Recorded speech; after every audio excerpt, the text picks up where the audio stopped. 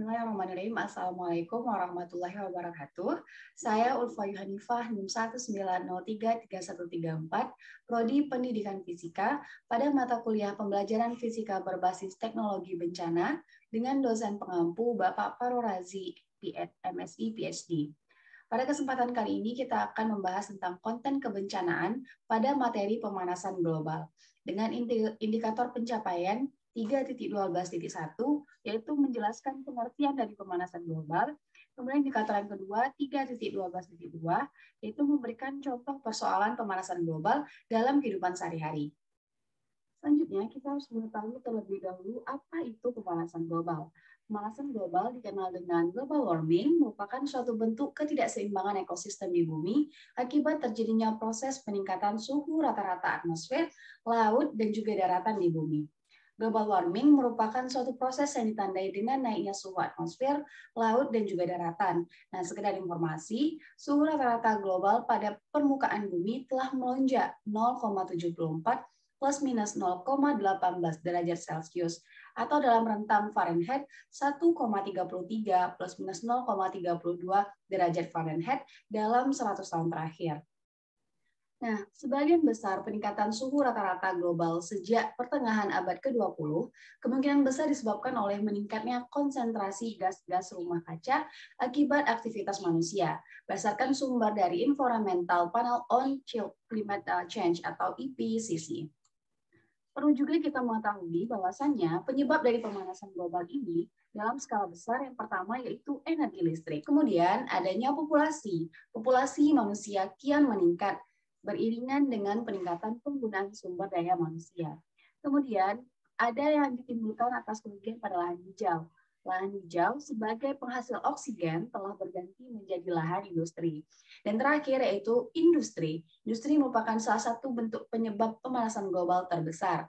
Peningkatan industri dapat meningkatkan pemanasan global karena berhubungan dengan banyak sektor di bumi.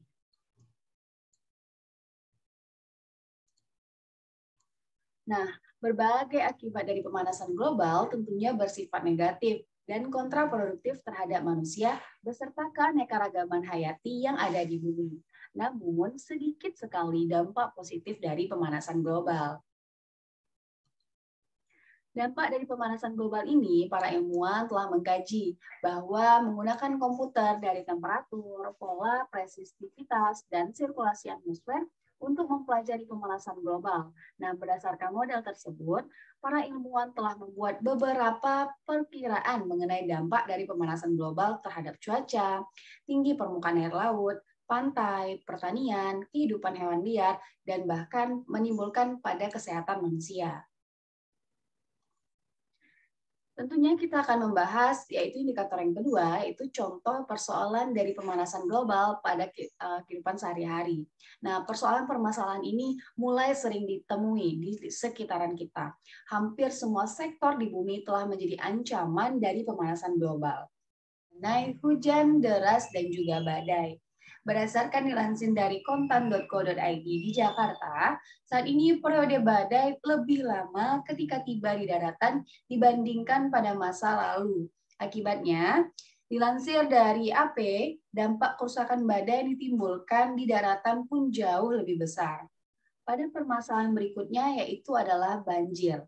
Banjir saat ini sudah menjadi masalah global dan akumulasi dari berbagai aspek yang menyebabkan banjir ini timbul dari berbagai negara. Bahkan kita harus bersiap-siap untuk menghadapi cuaca yang lebih ekstrim lagi jika perubahan iklim ini tidak segera diatasi.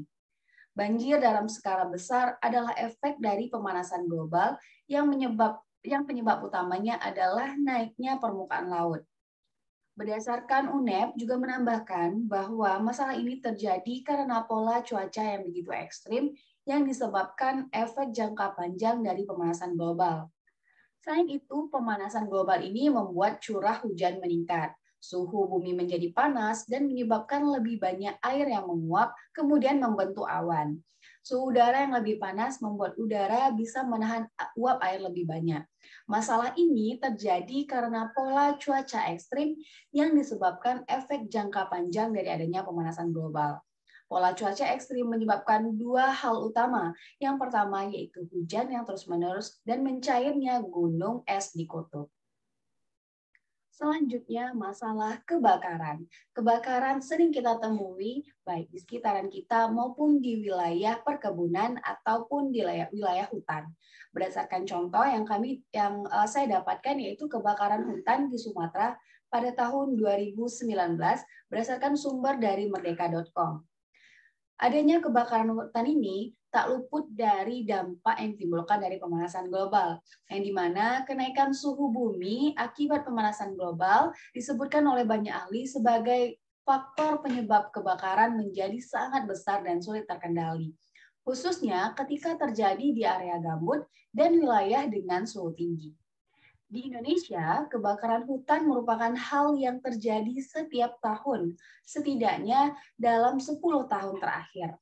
Pada tahun lalu, berdasarkan data Nasional Penanggulangan Bencana atau BNPB, setidaknya terdapat 300.000 hektar area hutan terbakar di berbagai provinsi di Indonesia. Tak hanya di Indonesia saja, masalah kebakaran hutan juga dikaji di Asia. Indonesia menjadi salah satu negara dengan kejadian kebakaran hutan terparah setiap tahunnya. Contoh yang selanjutnya yaitu kekurangan ikan.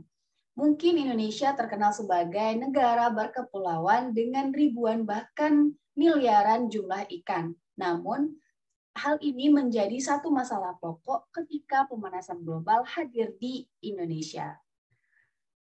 Kenaikan suhu bumi akan berdampak negatif pada makhluk hidup yang ada di laut. Karena adanya perubahan iklim, jumlah tempat bernaung ikan-ikan kian berkurang.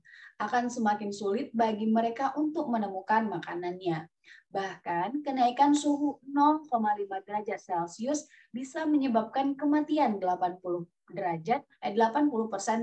terumbu karang. Sedangkan peningkatan 1 derajat Celcius bisa membunuh semuanya. Jadi ketika bumi panas, kemudian suhu meningkat, terumbu karang itu tidak dapat bertahan lagi sehingga akan mengakibatkan kematian yang besar-besaran pada terumbu karang. Sehingga tidak ada lagi tempat hidup untuk ikan dan juga mencari makan. Sedangkan bagi manusia dampaknya begitu sangat akan terasa, yang dimana jumlah ikan di dunia akan lebih sedikit dan tentunya harga ikan di pasaran akan menjadi lebih mahal. Selanjutnya yaitu mengenai hasil panen buruk.